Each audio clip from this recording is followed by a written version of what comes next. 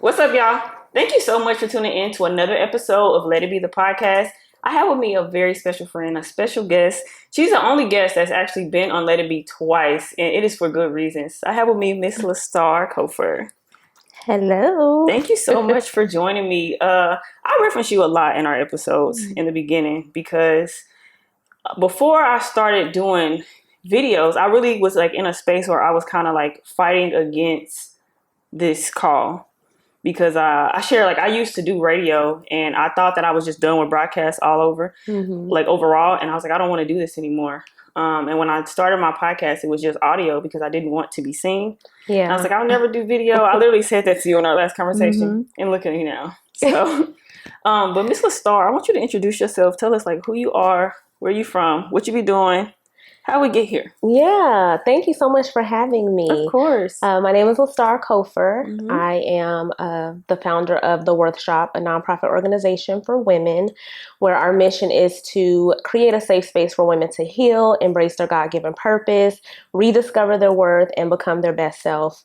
I am a life coach. Mm-hmm. And mentor. I help women shift from stuck to flourishing. Mm-hmm. And I recently authored a guided journal titled Be Yes. Good to I Yourself, got it here. We're going to talk about it. 30 Days of Healing and Rediscovering Your Worth. And in addition to the work that I get to do through the Worth Shop and coaching and things like that, I am a mom and a corporate girly. So in my 8 to 5, I am a director of human capital of operations. Ooh, that sounds serious. It's intense. It's intense. Yeah, that's a little bit about me. Okay. How did we get connected? I always how did we get here? Because I met you at the beginning of my journey in Dallas, and that was like 7 years ago. Do Yes, you remember? I do. Oh my gosh. So it was, what was it like? Was it 2016? 2016? Mm-hmm. Oh my gosh, time flies. But It's I crazy. had the mentorship program called I Am Butterfly, where we mentored youth girls in a very tough area, I Mm-hmm. would say. And you came in looking for some opportunities to serve and mentor, and we just connected. And you showed up every week to mentor those girls. You were on field trips, you were in the weeds with us, and we just connected and stayed in touch. I do not take connections for granted. And Mm-hmm. so when I connect with great people, I hold on to them. And so I'm just so thankful for our connection. I'm thankful for our connection too, and I'm thankful for the consistency because what I found, especially being here, is like sometimes you'll connect with somebody and like your intentions could be pure as day, but it's just like it's not as authentic as it perceives hmm itself to be, and that's disheartening for me because like I genuinely have a heart for like service, giving Yeah, back, and people, and I don't believe that you connect with people for like no reason, you know. right. So I just appreciate you for like it's been over 7 years at this point since that's Yes. happened. Oh my So it's crazy goodness. to think Wow. from then because even for me when I moved here, before I moved here, I was very involved in like the youth. I used to work. hmm I don't even know if I've ever even really talked about this much, but I worked with students for like 7 years. Yeah. I was a camp counselor in the summertime for Kansas City Parks and Rec, Mm. and I don't know. I had a heart, and I've always had a heart for like the problem children because I was a problem child. And so Yeah. I don't know, I just felt drawn to them. And so one day when I moved here, I'm like, okay, I'm not about to just sit in this apartment. Where can I like how can I get involved? And it was a rec center down the street from my house. And I just Yeah. went in there randomly one day, like, what y'all be doing I here? know. Literally, I was like, what do y'all do? And they told me it was like this a lady, she has a organization. She meets with the girls on like Tuesdays and Thursdays or something like hmm that. And I literally just was like, okay. I just went in there and Yeah. it was me, you, and Summer. Summer. Yes. Oh my God, I love Summer. Hey, Summer. But yeah, I remember that and just getting a chance to be honest, that was my first exposure to the city of Dallas because we live in North Dallas. And so Yeah. I know that it's a little different from like South Dallas Oh because people yeah. was always like, you need to stay away from South Uh-huh. Dallas. And I'm like, what's so bad over there?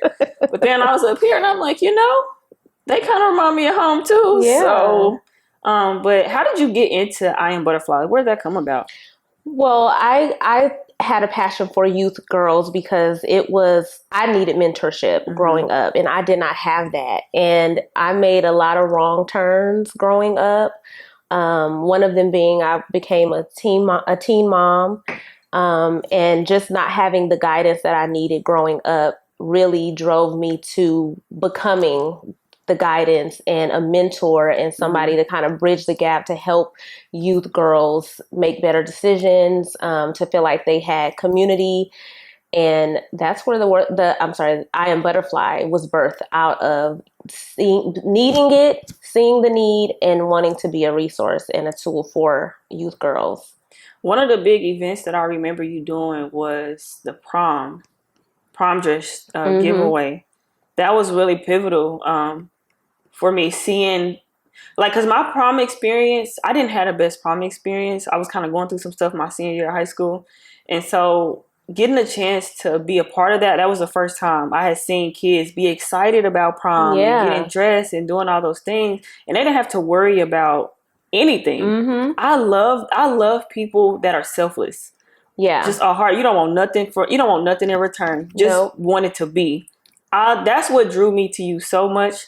I was like, oh, okay, she got it. She ain't looking to be seen. She don't want nothing in return. Nothing at all. And the prom dress events came from, I didn't go to my prom. Okay. I was 7 months pregnant. So I couldn't go to, well, I could, but I just didn't want, I just chose not to go to prom. Yeah. And I just remember sitting at home pregnant, seeing everybody dress up for prom and, you know, taking these beautiful cars to prom and being in their dresses. And I remember the pain that I felt from that moment, the realization that I was about to be a mother and I couldn't, do some of the senior activities. And so I always said that when I had an opportunity, I would want to pour into girls and give them the opportunity to go to prom, because it is a very pivotal moment, I feel. It may seem small to others, but when you're a senior, you wait for that day to go to prom. You look forward to it. And so the area where I was mentoring in, there were a lot of single moms that couldn't afford dresses. You know, those prom dresses are expensive. And so I was like, God, what way can I give back to these girls? And I just remember God just telling me to do a prom dress giveaway. And when I surrendered to that, there were so many companies that were like, we have 300 dresses, brand new dresses. All you have to do is just come pick them up. Or there were just people on social media, we have dresses that we want to give away. Come pick them up. People were donating and it just made sense. It just came together. And so I think I did that we did it 3 or 4 times each year. But yeah, it was just such a beautiful way to give back. I love that. So how long did you have I Am Butterfly? 5 years. Wow. 5 years. We started in the yoga room in my apartment building. Wow. And it just evolved to the rec center and then into high schools. And and I watched those girls transition from elementary, junior high to high school. And I'm still in contact with some of them to this day. I love that. So I just had an episode with my mentor that I had in 7th grade. And I think that was part of the reasons why I wanted to be a part of it, because first of all, that middle school age, especially, tough. Very and even tough. High school, if you don't, and then a lot of times, especially I feel for the girls now who you see things on social media, but you don't have that connection, that person that's like there for you and showing up. And so I had my mentor, Amina. She loved on me when I was 13. I was very much a problem student. And we stayed in touch and I lived with her. That's who I lived with when I moved to Dallas. Oh, she was my goodness. That's beautiful. You know, people were like, hey, if you ever need anything, don't tell me that. Listen, don't tell me that, because if I say it, I mean it to somebody. Yeah, right. Know? And so I'm going to assume that if you say that to me, that you mean it. Yeah. And so when I reached out to her, I was like, hey, I think I'm going to move to Dallas. She was like, well, I was like, I don't have nowhere to go. Like, I don't have no family here at the time. And she was like, well, I mean, I don't have much space, but you can come on. And she just took me in her home. I literally stayed with her for 12 weeks. I love that. That's beautiful. 8 of them weeks, I didn't even have a full-time job. And she didn't want nothing from me. She wasn't mean to me. She just was treating me like her own. Yes. So I just say all that to say, like, those seeds that you plant, it really do make a difference. It does. It really does. No doubt about it. It does. So you went from I Am Butterfly to the workshop. It's a little loaded because I want to know, like, how do you know when to pivot? Like, how do you know when to close one chapter and move on to the next? Like, how did you get to that point? So I don't think well, for me, it wasn't like one day I was just like, let me move to the next thing. I think it was a journey. And I watched my girls evolve. I watched them transition into high school, out of high school. They had began to go to college or prepare for college. And I was also on my own journey of healing, just trying to figure things out. And I felt just such a heavy weight to create something for women. I felt like as they were transitioning, so was I. As they were shifting to a new season, so was I. And it's so crazy because the Worth Shop actually was birthed out of a very dark time. I was just coming out of a really bad breakup. And I was at a point in my life where I was so tired of the cycle of, making the same decisions in relationships. And so when the breakup happened, I was desperate to heal. I threw myself into therapy. I surrendered to God. I gave God my heart wounds. And I was just like, God, I am tired of being in these cycles. And I unplugged from social media for like 6 months. And I began to journal again. I just, again, committed myself to therapy and just really doing the inner work. And I think about 6-7 months into my journey, God told me to create the Worth Shop. And the Worth Shop was really more so about rediscovering your worth, because we kind of lose sight of those things when we're going through something or something traumatic happens. You begin to question who you are, your identity. Are you lovable? Are you enough? And I wanted to create something to show women that the very journey that I was on, I wanted to create that space for other women. And so the Worth Shop was birthed out of that as a safe space for women to heal and to rediscover their worth and to embrace their purpose and live their lives onward and upward. And so it really came out of a dark time, but there was light at the end of that dark time. And I want to get into more of that. So a lot of times when we go through things, it's like, God, why is this happening to me? And I had to learn, because I lived my life like it was kind of like, woe is me. Like, what did I do to deserve? I'm not worthy of good things. I genuinely believed I wasn't worthy of good things. I wasn't worthy of love. I wasn't worthy of a relationship. And I think that I was starting to attract that, because that's what I felt. And so it was like I went into something expecting it to end bad. I'm bracing for impact, So I want to get into like, how do I say it? Like when you're in your dark times, sometimes you don't see a light at the end of the tunnel. You don't. You don't. And so I think back to me, like I've had a lot of life is full of hills and valleys, right? But last year, before I came back before I came back with Let It Be and started doing video, I was at such a dark time. And like, I felt like, I was in therapy, but like I probably needed to be admitted somewhere. I just didn't feel like myself. I felt like I just didn't know who I was. And I felt like God had led me down here to leave me. Like I felt like he had left me hanging and all the things. But what it was is he was revealing to me areas and things in my heart, things that needed to be addressed. And one of those things that I had to kind of face was like Little Bree. I had not done that before. I separated myself from Little Bree. And so I went on this journey last year. It was like, hey, you're running from something, and everything else that you're trying to do to fulfill it, it's not fulfilling it. Like you have to like kind of like heal that, so that way beautiful things can come from it. And so I didn't know how to do it, and it was kind of before surrender. I was trying to do my own thing, right? So for my 30th birthday, I went to it was my first solo trip, but I took myself to Austin. It was called the Miraval Retreat or Resort or something like that. It's almost like a college. I forgot the name of it off the top of my head, but it's almost like a college campus And basically, you have to unplug your phone.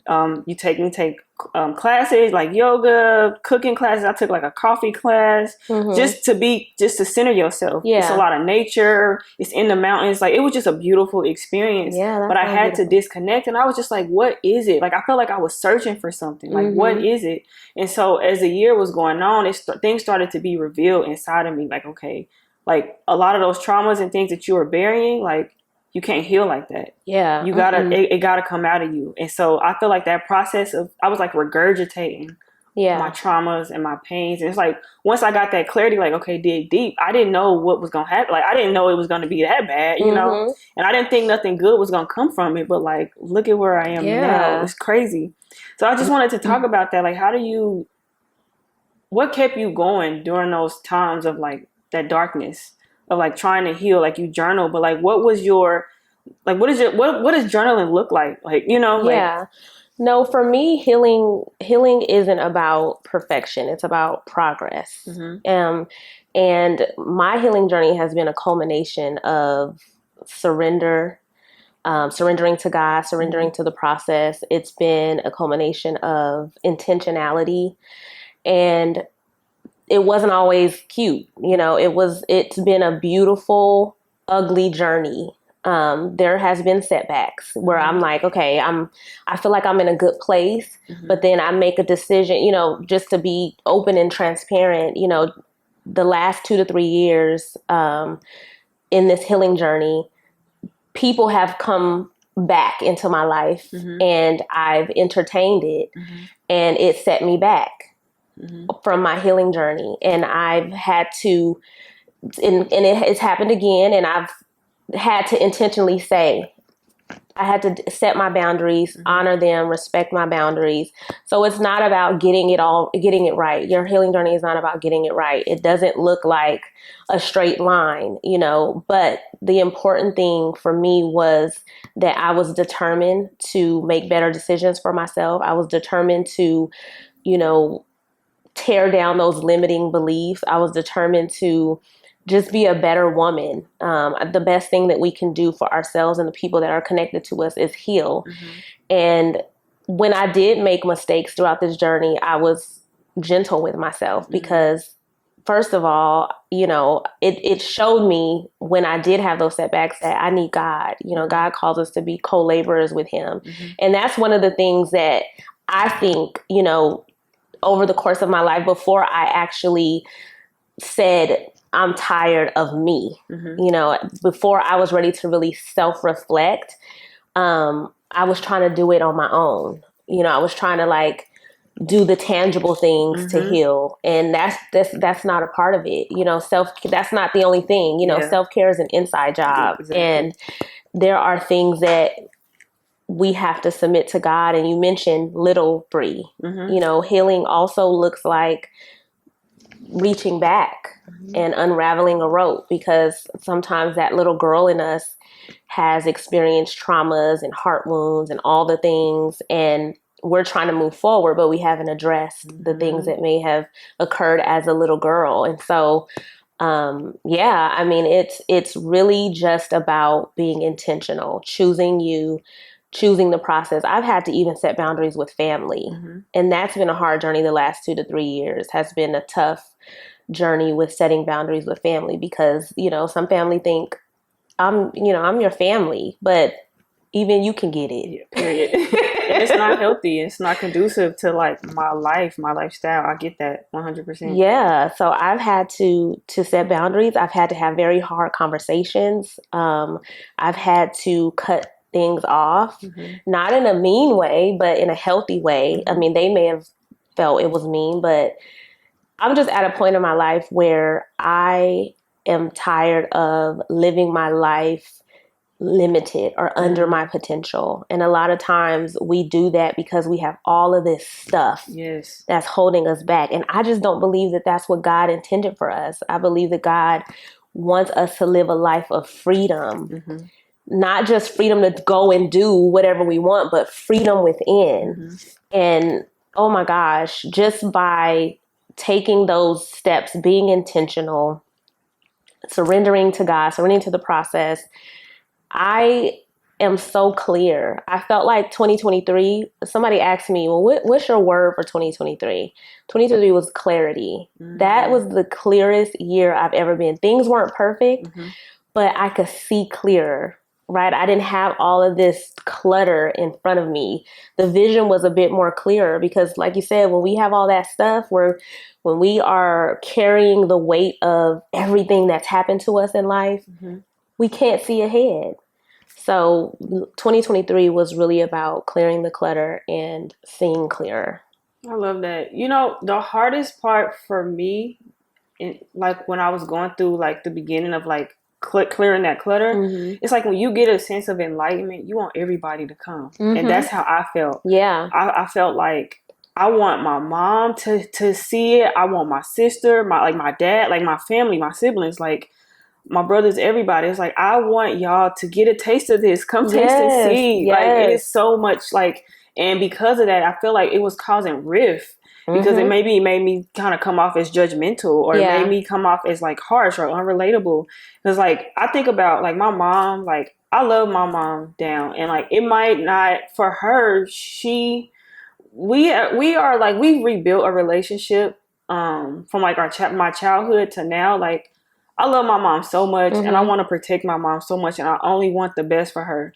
Yeah. But I had to realize that like how I see her, it might not be how she sees her, and I can't do her healing for her, mm-hmm. you know? And like, she has made so much progress, and I see that, and I know the work that it's taken to get her there. Yeah. And so for me, it's like, I'm ready to fight anybody. I will fall out with whoever, like anybody that's going to disrupt my mama's peace. Yeah. And as a result of that, like it's caused relationships, like issues with like people in my family that I'm like not cool with, you know, or whatever, but it's because I was trying to like protect and control it and do, mm-hmm. and I had to kind of get to a point where it's like, God, like just like you came and you helped me, mm-hmm. everybody gonna have a day at the end of the day. And so no matter how I want it to look, or you know, like maybe she's happy, my mom is happy, you know, and like that has to, why can't that be enough? Yeah. And that is something that like I have really started like working in with therapy.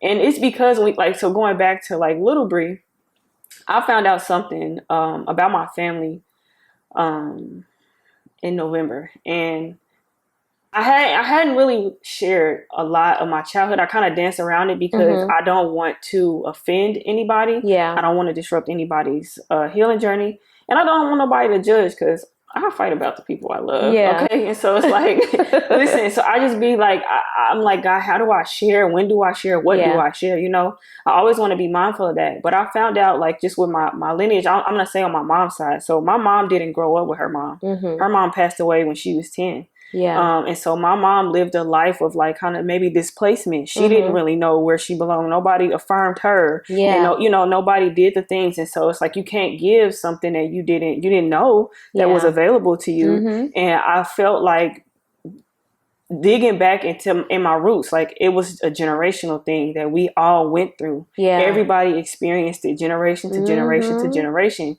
And so when it came to me, it's like, oh, for whatever reason, God was like, okay, you be the curse breaker. Yeah. And first of all, why me? You know, it's how I was feeling, but because I thought that everything was happening like to me and not for me. Mm-hmm. And at that time, especially my teenage years, I just didn't understand why God hated me so much, and why I felt like the black sheep, I'm cursed, you know. But I went through a lot of things, and now it's like, oh, I get it now. And now like, oh, I can heal from it. Yeah. And so I think that once I got that enlightenment, I was like, Mama, you got to get some of this. Yeah. Daddy, you got to get some of this. Everybody. And I was trying to make everybody like connect. And it's just like, no. And it's exhausting. Yeah. It's so exhausting. And so I had to get to a point to where I'm like, you know what?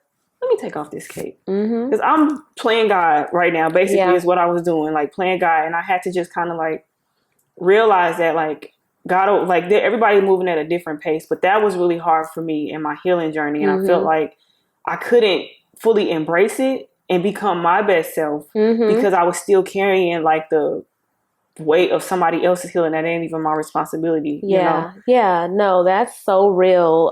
One of the things that I've learned in therapy is acceptance, which is a very hard thing, especially when you've painted a picture in your mind of what you think it should be or what you want it to be. And one of those things that I had to accept is the relationship between my mom and I. And it's funny that you've mentioned your mom, when we have so much in common in that way. But my mom and I, we don't have a very, I would say, great connection. My mother was a single mother to my sister and I. She was a hard worker. She was a workaholic, and she took care of us very well. We never had to worry about where we were going to sleep. You know, what my mom made it happen for her children. But the thing that was missing was the affection, the relational side of things, the time, the being present. And that really affected me. And that's why I ventured off into other things and, you know, made a lot of bad decisions. And I resented my mom for years. I resented her for a long time. And just, I mean, very recent, maybe the last 2 years, I would say, I've been walking through acceptance of just, you know, accepting things for what they are. And we want so bad for things to be different. And we want the people that we love to experience the freedom and the healing and the things that we're experiencing. But when we continue to paint a picture or repaint a picture, when we continue to hold on to what we think it should be, and that's not what it really is, it can really stifle you in your growth and in your journey. And I had to accept that things may just be what they are. And I've been able to move on in my life. I've been able to love her in a way that she allows me to love her.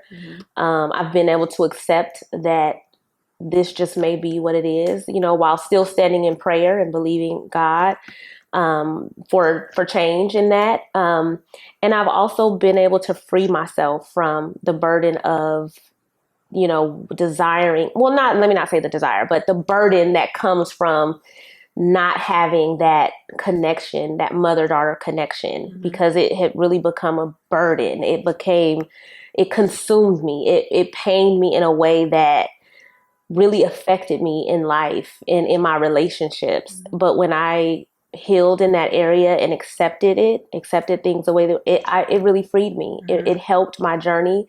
It helped me move on in life.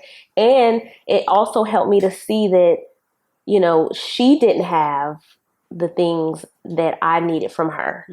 And she loved me at the capacity that she was able to. And I couldn't see that before until I began to walk in acceptance, until I began to see her through a different lens and really have more compassion than resentment, and more forgiveness than, you know, resentment. And so that's another layer of my healing journey that has really helped me, that has really propelled me forward. I love that. Especially like with my mom, me and my mom, we didn't have, so Holy Spirit just helped me like share it. But like my mom was out of my life for a period of time in my life, and I was like raised by my dad. And so my mom was on a journey trying to find herself. And then my dad was not affectionate. Like, he was a workaholic, and I didn't understand. I felt like a lot of times kind of burdensome. Like, I've interrupted your new life, and so I'm just here. And so I really had, like, my childhood was tough because, like, I'm missing my mom. You know, I don't understand, like, all the things that I was exposed to. Like, why did this have to happen?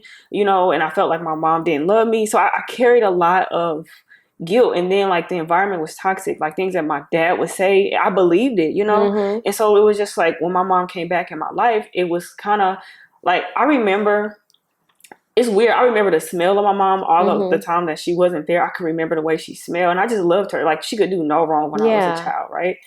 Ooh, God. She could do no wrong to me. I was just happy to have her. But I, like, my adult mind now, I realized my mama was hurting. My mama was trying to heal, and she needed love. She needed somebody to, like, put their arm around her, speak life into her. My mama needed that, and she didn't have that. And so because she didn't have that, she did the best that she could. And, like, I learned a lot more now. So I have so much more empathy for my mama. Yeah, me too. Because it's like, oh, I get it, you know. But in my childhood, I just was broken, shattered into a million pieces. And my dad was like, my daddy, and I have a great relationship with both of my parents, by the way, loved them down. But my dad was a workaholic and he wasn't gentle. He really wasn't present, but I had everything I needed, you know? And to this day, like, I know if I need anything, my daddy gonna make sure I'm good. So I love that. I appreciate him about that, because I know everybody, they don't have that, you know? But it was really hard growing up. And like, when my mom came back into my life, I resented her a lot. And like, especially when I became a teenager, I grew angry. And it's like, any chance that I could hurt her feelings or bring up what she did, I did that. And then I just, like, we lived like that for so long. And it was like, I was here, and then I would go stay with her, we'd get into it, then I'm back with my dad. So I didn't really have stability growing up. I was like, I don't want to do this no more. And so I live, that's how I've become accustomed to, like, I move on my own terms, you know? And that's not necessarily a good thing, but like, that's the way that I grew.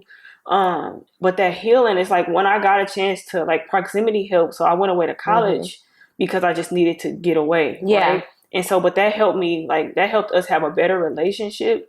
But it wasn't until my adulthood, when you talk about acceptance. And then it's like, as a child, you don't know. But then when you start peeling those layers back, and it's just like, oh, wow, that's why that happened. Oh, that's why that happened. And because of Black community, we didn't talk about healing. We did not. We didn't talk about therapy. And we all should have been in therapy. Me and my siblings, like, we all should have been in therapy, but we weren't, because we didn't know that was a resource. We didn't know that was something that we could do.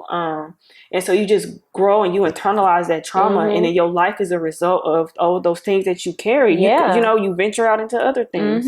So I totally, like, I see, like, what you mean when you say that, like, that acceptance is the freedom. It's so much freedom, and the acceptance isn't just for you, right? It really helps you to see things different. You know, I can remember my mom spent a lot of time in her room with the door closed when I was younger. And when she would leave, I would go into her room and I would look around her room, because I wanted to find out what is in here that is keeping you in this room and away from, you know, being with me and my older sister. And I didn't understand that. I just thought she just didn't want to be around us, you know, and it would hurt me so much, because I would hear the girls at school talking about, you know, they're going on little trips with their mom, and they're playing, you know, puzzles and doing different things and activities with their mom when they were at home. And I didn't experience that. And, you know, looking back, my mom was depressed. I can't even imagine being a single mother to 2 children. I didn't understand what being a single mother was until I had my son, and I became a single mother. But the acceptance part also gives me compassion, and it really helps me understand and see my mom with different lenses, and understand that she was dealing with a lot. You know, she was in that room because that was her safe space. She wasn't in therapy. They weren't talking about therapy back then.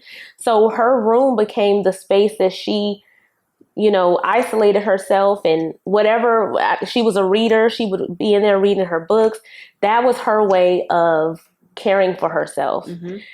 And she may not even known it, but I really believe that my mom was dealing with depression, and she didn't get the affirmation, or she wasn't being affirmed, and no one was coming to rescue her, and no one was putting their arms around her and saying it's going to be okay. And but it's funny how when you begin peeling the layers of your own life and your own traumas, when you begin to peel that away, you start to see people with a soft eye. You start to see people in a more gentle way. And so my mom, you know, things weren't the best, but my mom was a rock star. My mom was such a strong woman. She traveled.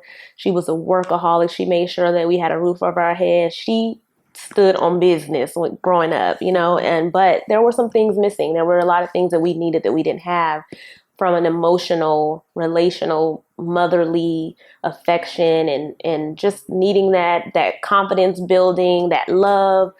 You know, I didn't experience that, but I can look back and forgive my mom and not hold anything over her head. And, I'm 43 now, and we're in a much better place. You know, there's a lot of work to be done, but, we're communicating. I do my very best to show her love, because I'm always going to be me, regardless. I don't do things to receive. I do it because it's right and because it's in my heart to do. So I'm going to, regardless of what is or isn't being reciprocated, I'm going to continue to be me. And so I love my mom, and I wouldn't have it any other way. It's a part of the journey. Can't nobody to me outmother me the way that more than my mom, regardless of what was missing or what was lacking.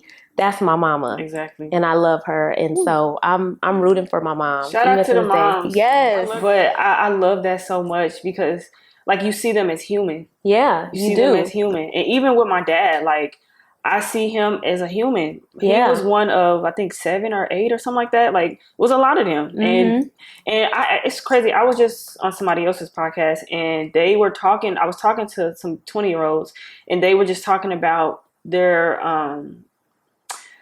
they wanted basically like, I don't understand why my parents are stuck in their ways or why, it was kind of one of those things. And it was just like, listen, like, I know I'm a little older, but let me just tell you, like, they don't have, because I remember this because my therapist had to check me about this, because I felt like, why, if I can do it, you can do it. And she said, no, babe, that's not true. Yeah. Because the exposure that you have, they didn't have that. They came out of so real. Like survival. You do what needs to be done. And they doing a little bit better than what their parents did. And if you go back generationally, a lot of stuff, it does stem from what happened to Black people. It does. It really does. And it's like, I didn't understand that. At first, I was like, I don't want that to be a reason why. No, you can do.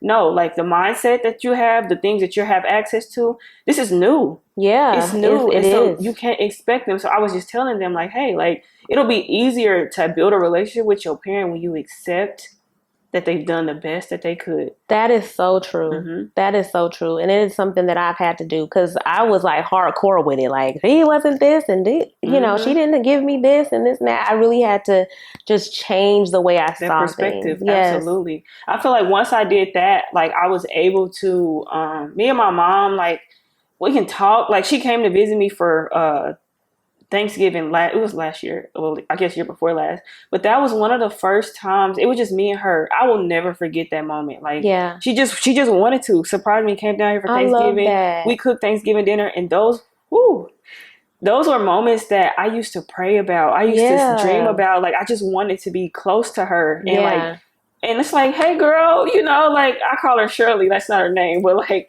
I'm like, hey, Shirley, like, we just got a chance to bond. It was just us two, and it wasn't just no distraction. Just you were coming into my space, like seeing, like, because I'm evolved, from who I was when we lived together. And so I'll never forget that. But I love, like, just the healing. Basically, when you heal, you're able to heal when you accept. Yes, absolutely. Yes. Then you'll have the best. Then I feel like then you can build a relationship on that. Not perfect. Right. Because even in you ain't perfect in somebody else's eyes, And I be having to check myself too. Like, just because you're wise and you're in therapy and you still make mistakes. Your hair's still uneven, sis. No, no, like, not perfect, but progress. Progress. Yeah, I be having to tell myself that, like, girl, like, relax. Yeah, relax. Well, keep praying for me and my mom. Absolutely. I would love for her to, come and us have some one-on-one time. And, I believe that we could get there.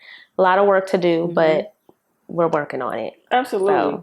So in your healing process, you decided that you wanted to create a journal. Yes. Tell me about that. Like, what was that like? So I've always journaled, even as a little girl. I still even have a lot of my diaries and journals. Child, those. Have you ever said it, just read those? I used to want to be a rapper, so yes.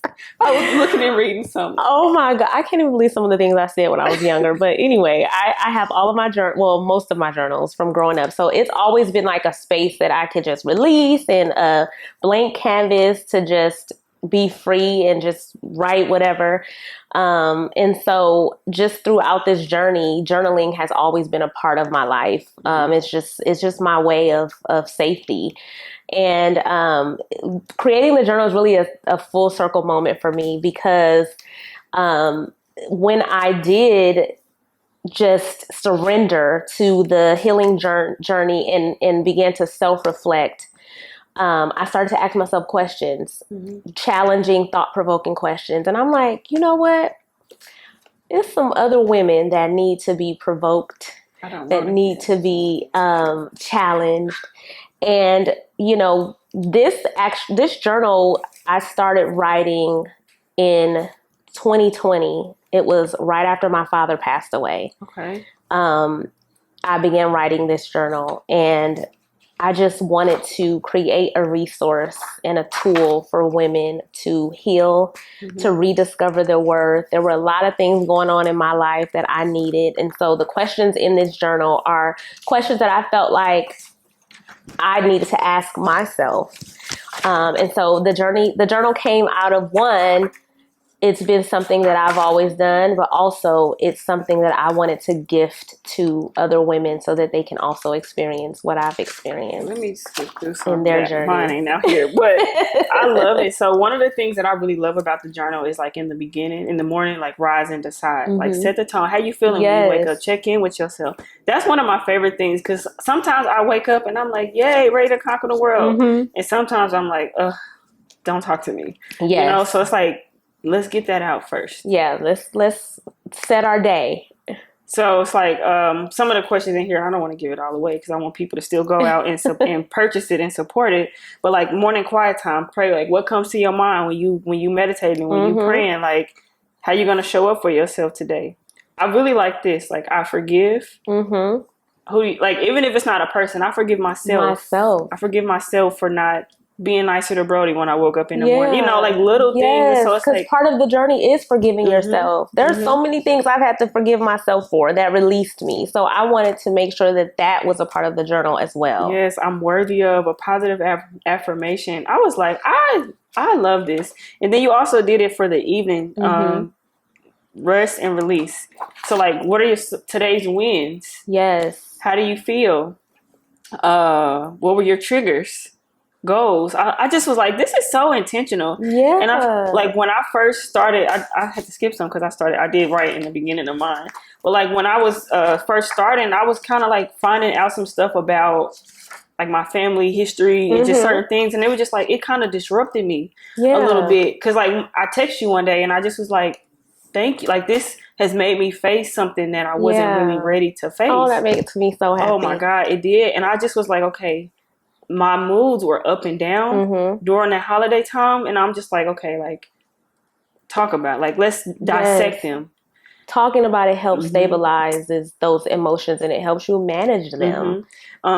Because like my therapist, she has like this giant feelings wheel. She's like, black people think that, or not black people, just people think that you can only be mad, sad, happy, you know, like excited, but like there's so many other emotions. And so if I talk to her, if I say something, she like, what do you feel? Yeah. Pick something off the wheel. And I just, okay. But I love that about this because it's helped me kind of like draw back a little bit. Like let's go into the layers of that. And so I love that. And you also have a section back here, therapy notes. I started doing video therapy, but like self-reflection. It's just, this is a really post therapy note. Some tough stuff. I was just like, oh my God. Yeah. It's just, this is so thoughtful, thought out. Like, girl. It's literally the process of, it's literally my process and how I started layer by layer by layer.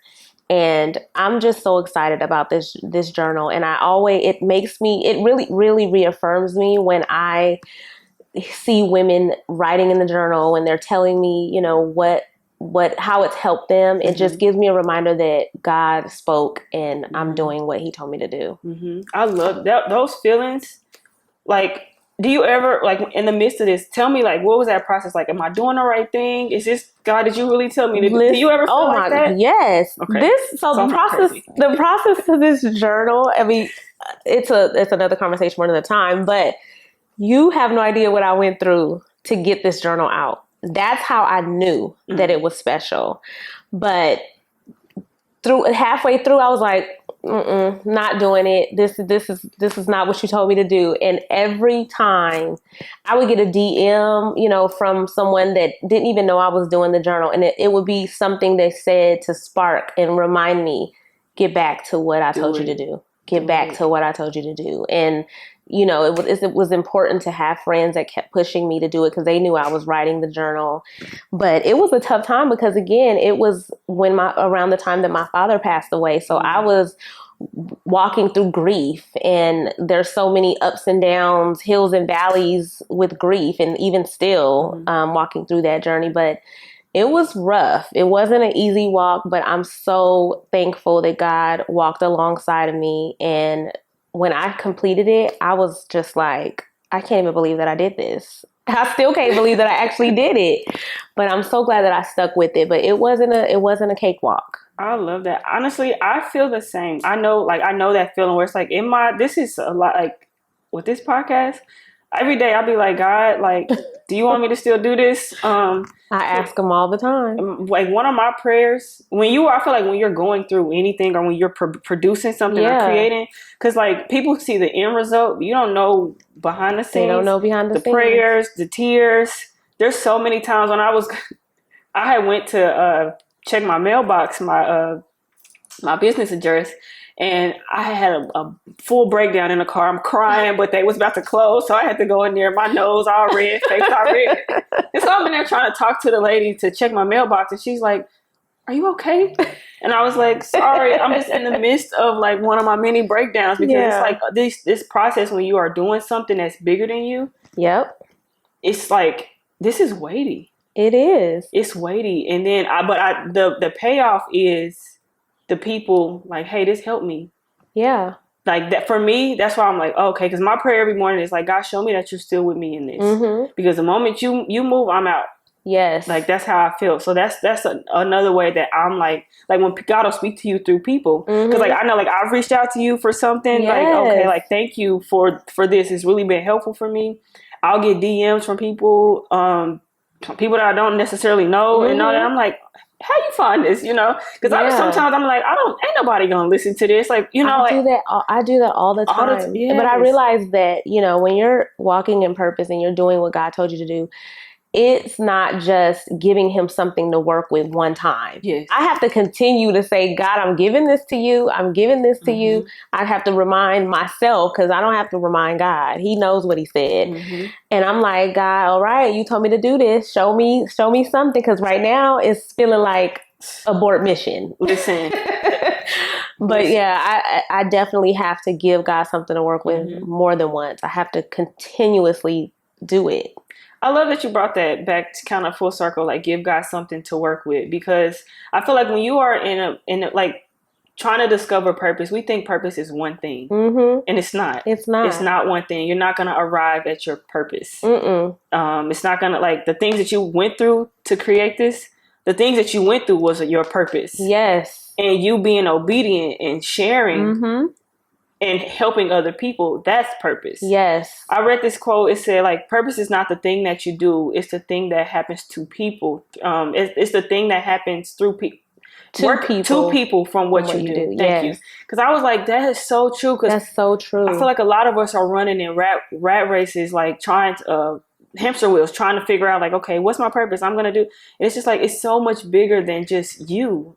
And there's so many layers to it. I think people a lot of times think that, when God gives you something to do, that he gives it all to you at once.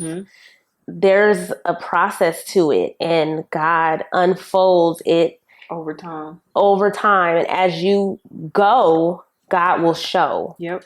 And that's the thing that I have to constantly remind myself too, even with the workshop and planning these events and creating this space for women, is that when God tells me to do something, he's also going to equip you. He's going to provide. He's going to make sure that you have everything you need, but you just have to trust the unfolding of it all. Process. Because sometimes I'm like, okay, I don't see anything, but trust God with everything you're doing and invite him into the journey, and it will always, always pay off. And I feel like sometimes God be like, let me just see how she gonna act. Like, and it'll be like at the very, because that's been, I feel like, a story in my life, and I'm like, I want to learn my lesson, so I ain't got to get to the to 11:59 before you come through, because it's a stress. Like, but just like trusting God, like at every step through the process, is something that I'm even learning with this thing. Yeah, like, because when you put it out there, it's like people watching, and you don't know who's watching. You don't know whose life you're impacting. And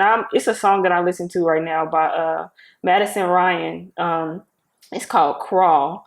And I'm gonna send it to you. But she's like, God, help me see your hand even when I don't understand. I love that. And she was just saying, like, will you be there beside me, like, through every step of this. Like, I don't want to take a step and then you leave me. Because sometimes, like, when you're trusting God for a thing, or when you created something that you know he's called you to, it's like, well, if he called you to it, he there still, you know, but you got to, like, take the first step. Okay, take another step. Because the thing is, we want purpose, but we don't want to do the work. Right. We think that the work is not just about writing a document. It's about you doing the inner work, you healing, you going to therapy, you forgiving, taking care of your body, going to sleep at night, you know, like that. It's being intentional with your body's a vessel, you know, so it's like your mind is a vessel. So it's like, I think there's so many layers when it comes to like walking in purpose and healing and becoming, like, evolving into this version of like who God has called you to be. And once you evolve, you're going to evolve again, you know?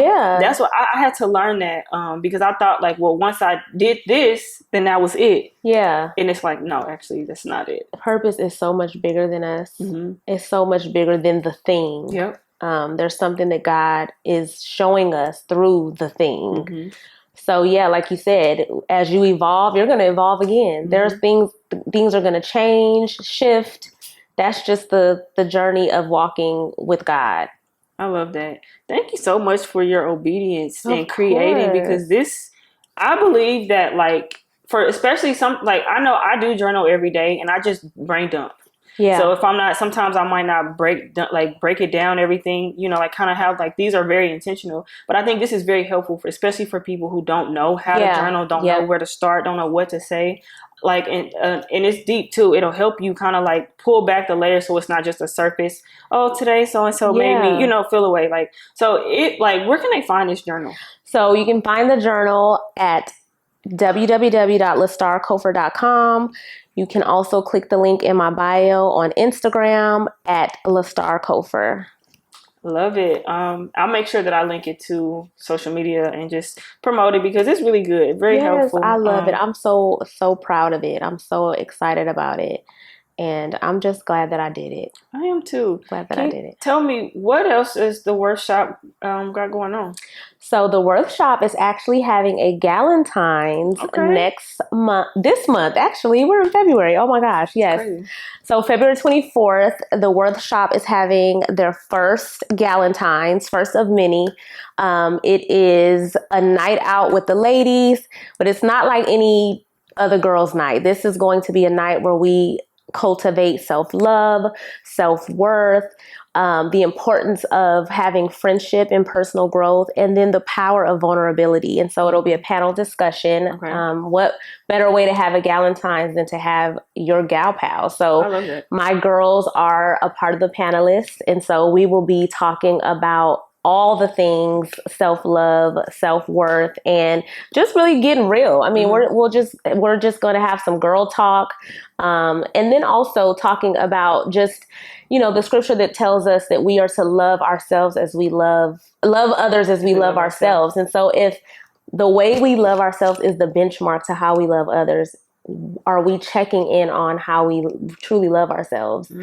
And God calls us to do it. And I believe that it's a challenge. And so we'll be talking about digging deep into some of those conversations as well. But yes, it is on February 24th at 5:30 p.m. at Stir Dallas. You can find or register at LeStarCofer.com. Oh, no, I'm sorry, not LeStarCofer.com. You can register at theworthshop.com.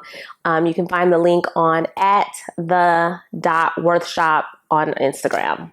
Perfect. And I'll make sure that it's linked so that everybody can find it. Come out, hang with us. I for sure will be there.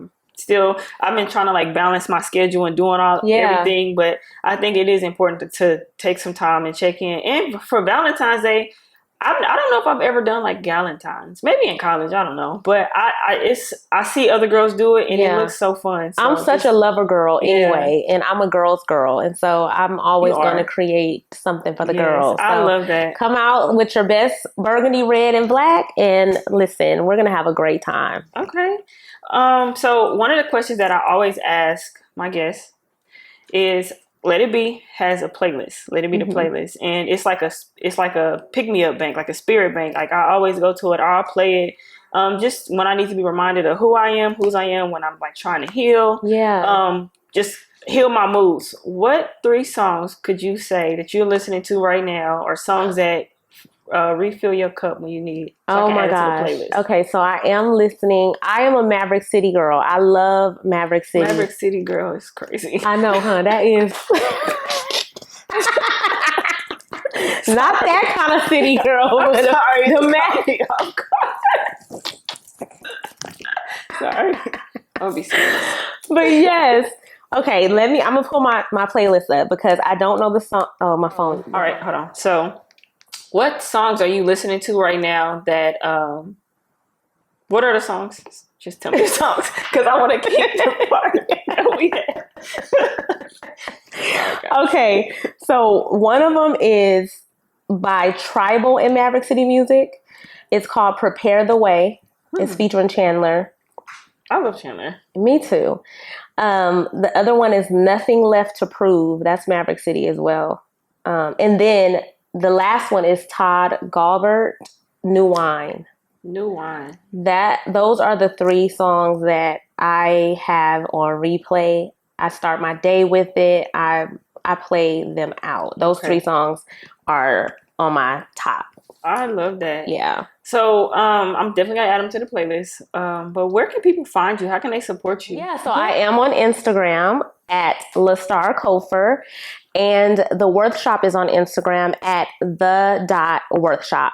We are also on Facebook. On Facebook, you have a website? Yes, so the Worthshop website is under a revamp, but you can go to the website and subscribe to our community.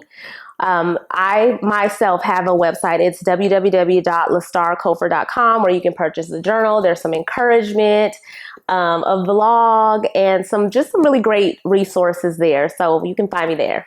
Exciting. Thank you so much for coming and joining me for today. Having it's always me. a good time. Yes. We always laugh. I know. Like, the number one thing we're going to do is we laugh are when we so get together. unserious. I really am. And I think that I don't know if people know how unserious I am. Like, it's like a child.